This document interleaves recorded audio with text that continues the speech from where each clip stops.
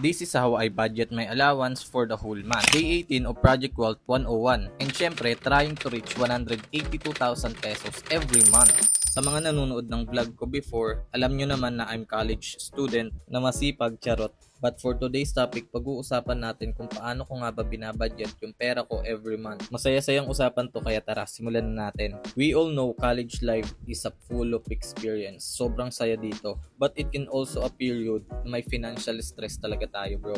But if you know how to manage your own money, hindi mo lang maiiwasan yung mga utang, kundi magkakaroon ka pa ng financial success in a long term. So ano nga ba yung ginagawa ko para ma-manage ko yung pera ko ng tama?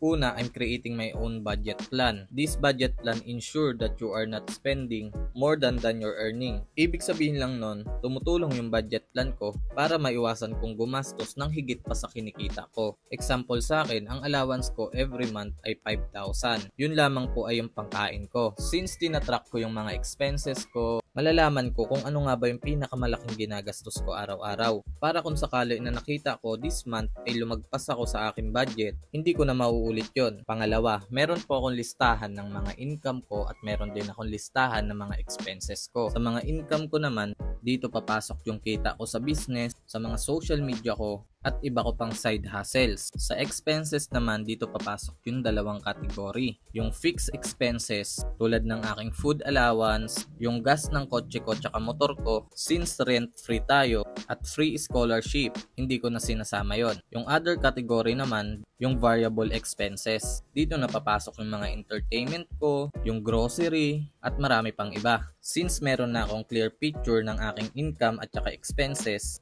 dito na ako mag-i-start ng spending limits. I just always prioritize my needs kaysa sa wants. I always ensure that essential expenses is covered first before allocating money sa non-essentials. Pangatlo, gumagamit ako ng 5-30-20 rule.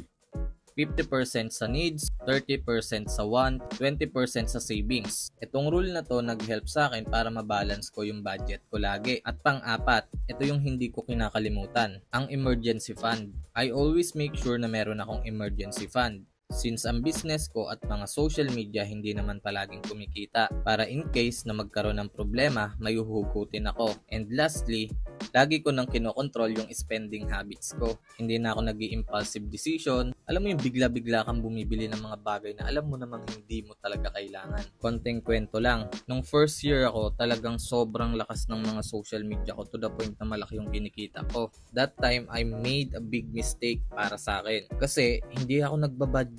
Gastos doon, gastos dito, inom doon, gabi-gabi. Libre ng mga kaibigan, libre dito, libre doon. Pero alam mo, ang dami kong natutunan that time.